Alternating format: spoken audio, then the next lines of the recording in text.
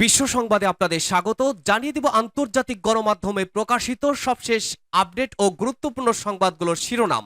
ইরানের হুমকির মাঝে গাজা যুদ্ধ ষষ্ঠ মাসে প্রবেশ করার সাথে সাথে হামাসের অতর্কিত হামলা 4 ইসরায়েলি সেনাকে হত্যা। এদিকে বিশ্বের কোনো দেশেই ইসরায়েলের দূতাবাস নিরাপদ থাকবে না ঘোষণা ইরানের।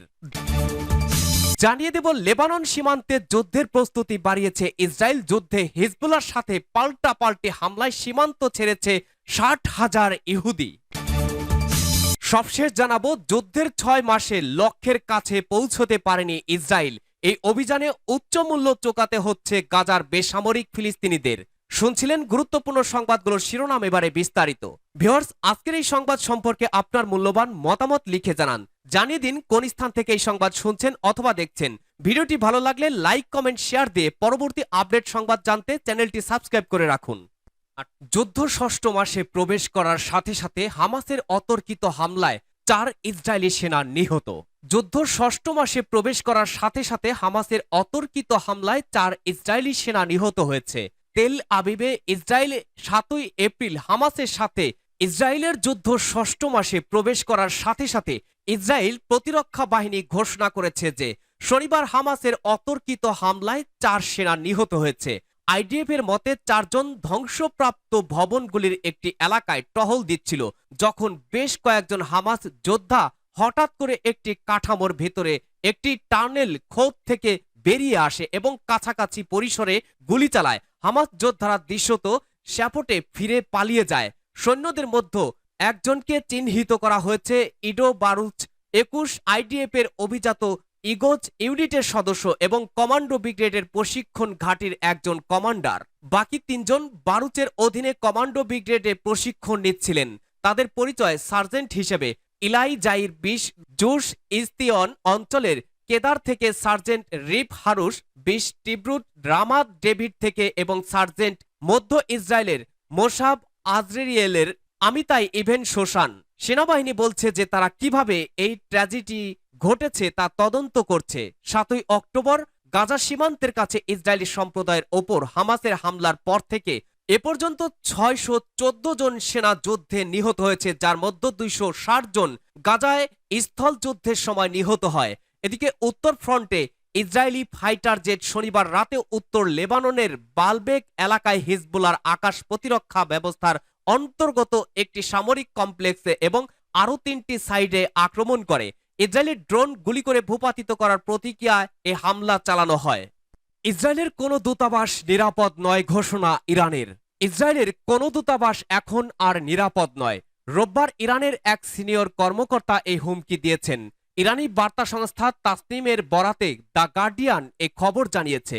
ইরানের সর্বোচ্চ নেতা আয়াতুল্লাহ আলী খামেনির উপদেষ্টা ইয়াহিয়া রহিম সাফাভি বলেছেন জায়নবাদী শাসকদের দূতাবাসগুলো এখন আর নিরাপদ নয়। 1 এপ্রিল সিরিয়ার দামেস্কে একটি ইরানি কনসুলেটে ইসরায়েলি হামলায় ইরানের ইসলামী রেভলিউশনারি গার্ড কর্পসের 7 সদস্য নিহত হয়।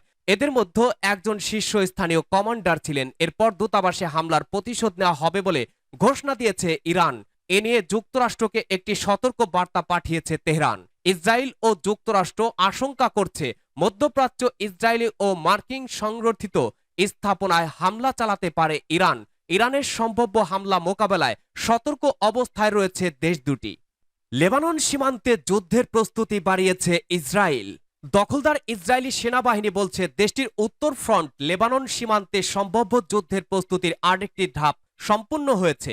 রবিবার 7 এপ্রিল ইসরায়েলি সেনাবাহিনীর এক বিবৃতিতে একথা বলা হয়েছে। 6 মাস ধরে এই ফ্রন্টে ইরান সমর্থিত লেবাননের হিজবুল্লাহ গোষ্ঠীর সঙ্গে পাল্টাপাল্টি গোলাবর্ষণ চলছে। ব্রিটিশ বার্তা সংস্থা রয়টার্স এ খবর জানিয়েছে। প্রতিরক্ষা থেকে আক্রমণে স্থানান্তরের প্রস্তুতি শিরোনামে এক বিবৃতিতে ইসরায়েলি সেনাবাহিনী বলেছে ইসরায়েলের প্রতিরক্ষা বাহিনী আইডিএফ এর বৃহত্তর সেনা সমাবেশের সরঞ্জাম কেন্দ্রিক প্রস্তুতি পূর্ব সম্পূর্ণ হয়েছে। বিবৃতিতে বলা হয়েছে নিয়মিত ও রিজার্ভ ইউনিটের সেনারা যেকোনো ডাকে কয়েক ঘন্টার মধ্যে সারা ও সজ্জিত হতে এবং প্রতিরক্ষা ও আক্রমণ অভিযানের সম্মুখভাগে মোতায়েনে প্রস্তুত থাকবে।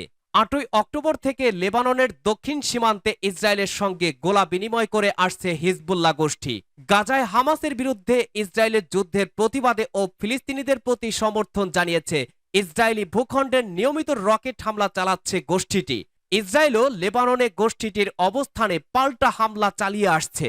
এর আগে রবিবার ইসরায়েলি সেনাবাহিনী বলেছিল তারা লেবানন পূর্ব অঞ্চলে বিমান হামলা চালিয়েছে। এই হামলায় হিজবুল্লাহ গোষ্ঠীর স্থাপনায় ক্ষতিগ্রস্ত হয়েছে। ইরান সমর্থিত গোষ্ঠীটি একটি ইসরায়েলি ড্রোন ভূপাতিত করার পর তারা এই হামলা চালায়।